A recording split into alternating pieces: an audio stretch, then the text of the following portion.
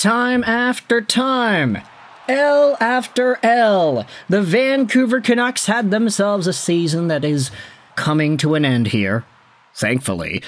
But there still are some other stones that we have to unturn that we have not talked about much on this channel throughout the course of the season. And quite frankly, this is one of these things where it's like, yeah, why would we talk about it?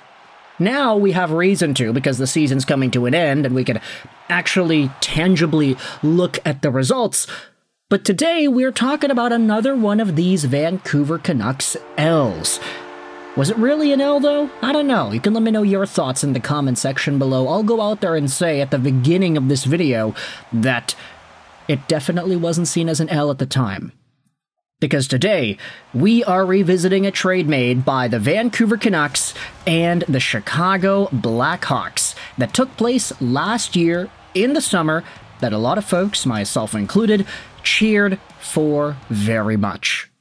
June 26th, 2024, the Vancouver Canucks acquired a 2027 fourth-round pick in exchange for a 2027 second-round pick and forwards Ilya Mikheyev and Sam Lafferty.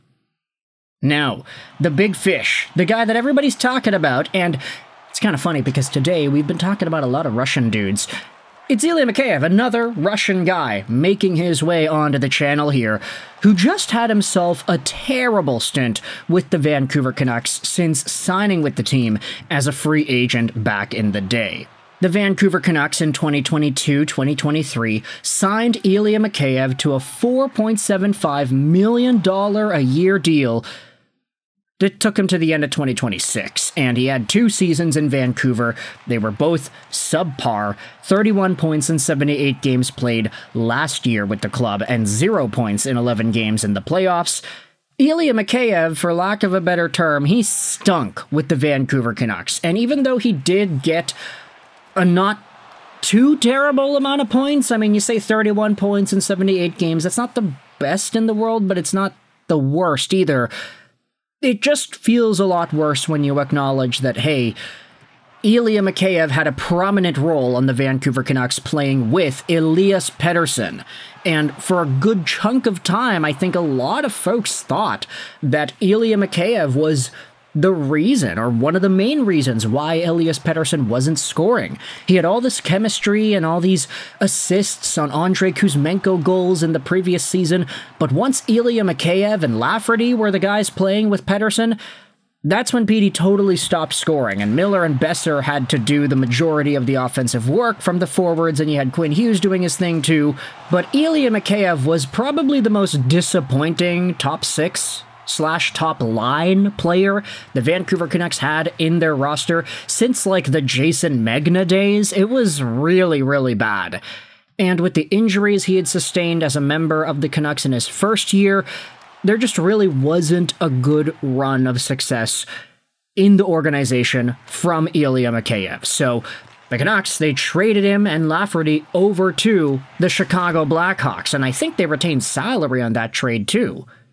This is where we dive into what he has done with Chicago. Because it's Noah Strang going out there and making an article about this yesterday, writing on dailyhive.com that the Ilya Mikheyev trade has aged terribly for the Vancouver Canucks.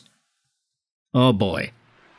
Let's dive into where exactly this conversation has gone and why you can say this unfolded the way it did. Ilya Mikheyev with the Chicago Blackhawks this season had 20 goals and 34 points in 75 games played. Sure, you can say that the point production is just slightly better than what he had accomplished last year, but you gotta remember, Ilya Mikheyev is playing in gosh darn Chicago. That team stinks. They're one of the worst in the league, and Ilya Mikheyev is 5th overall in team scoring. In Vancouver, the season that Mikheyev was here, he was 9th overall in points. So many guys getting more points: Miller, Petey, Hughes, Besser, Hronek, Garland, Joshua, Höglander, all with more points. Pia Suter probably would have had more too if he played more games, but Ilya Mikheyev, night and day difference impact-wise on the team in Vancouver versus the team in Chicago this year. Let's dive into what Strang writes about When the Canucks traded Mikheyev and Sam Lafferty last summer, it was applauded by many as management acknowledging their mistake and moving on. However, moving off those two players wasn't cheap, as the Canucks attached a 2027 second-round pick and retained $712,000 of Mikheyev's salary. They only got a fourth-round pick in return.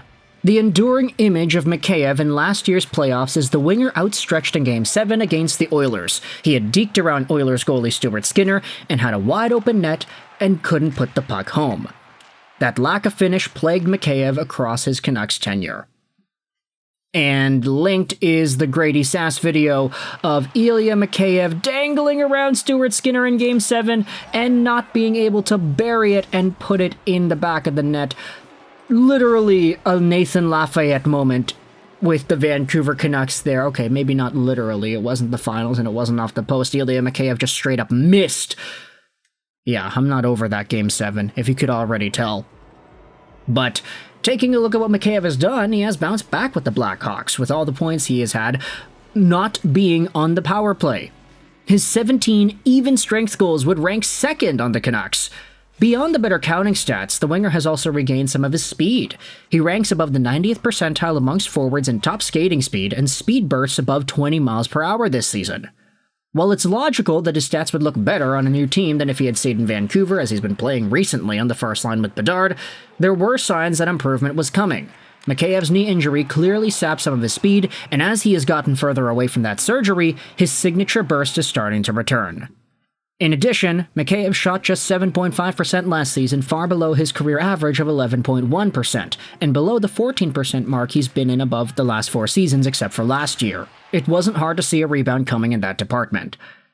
So essentially, Ilya Mikheyev is reviving his career in Chicago, and this article's coming out saying that it was a mistake for the Canucks to trade him. Now, I'm not going to go out there and necessarily agree or disagree, I'm just going to say this right here. The Vancouver Canucks had every right to get rid of Mikheyev. The guy stunk here. And I get it, you can say with hindsight, oh, now that he's getting further away from his injury, now that he's recovering, now he's faster, and now he's been given a role with Connor Bedard in the first line because he's been producing a hell of a lot. I mean, who's to say that would have happened in Vancouver? His $4-point-something million AAV contract was already turning a lot of heads, especially since that freaking miss he had against the Oilers. So I think Canucks fans were already in a spot where they were just done with this guy. And it seemed like management was too. Trading him and Lafferty and a second away for just a fourth? Of course, you're totally losing out the battle in value in that one. But ultimately, the Vancouver Canucks freeing up the dollars was okay. They ended up re-signing Kevin Lankinen after signing him to a smaller deal earlier on. They signed Jake DeBrusk, and they were able to bring on Marcus Pettersson and Drew O'Connor. The money's being used well, but in isolation, it is kind of unfortunate just to see Ilya Mikheyev displaying numbers that would have ranked him among the top of Vancouver Canucks scoring in even-strength goals if he was still here with the same numbers. To end this video off, though, I wanted to go over to a tweet made by Sapster. During Ilya Mikheyev's last half season in Vancouver, he had 0 5-on-5 rush chances and scored a goal. Just one season later, he's a 20-goal scorer for Chicago. One of the more underrated examples of Tocchet's coaching hindering a player. And Sap has been very anti-Tocchet the past, 6 months or so, especially on Twitter. So I don't want to make it seem like this is entirely Rick Tocchet's fault. I do think a good chunk of this outcome is the fact that Ilya Mikheyev just was not good. And he wasn't feeling like himself. He wasn't fast, he wasn't scoring, he wasn't doing anything in Vancouver. In Chicago, now that he's had a little bit more time to just kind of relax mentally and physically, I say mentally because he's not in Vancouver anymore and he's not being hounded by the media in the same way that Canucks fans and folks would. Yeah, in Chicago, they're kind of losing all these games, so it doesn't really matter, and I don't think anybody's going to have too high of an expectation or pressure, so in a way, that kind of unlocks a level of mental clarity, doesn't it? So let me know your thoughts in the comment section below as to whether or not Vancouver did take an L on the Ilya Mikheyev trade, and whether or not this actually is a guy that the Canucks should have kept. I can't believe we're making this video. Let me know your thoughts in the comment section below. I hope you enjoyed this video. And bye.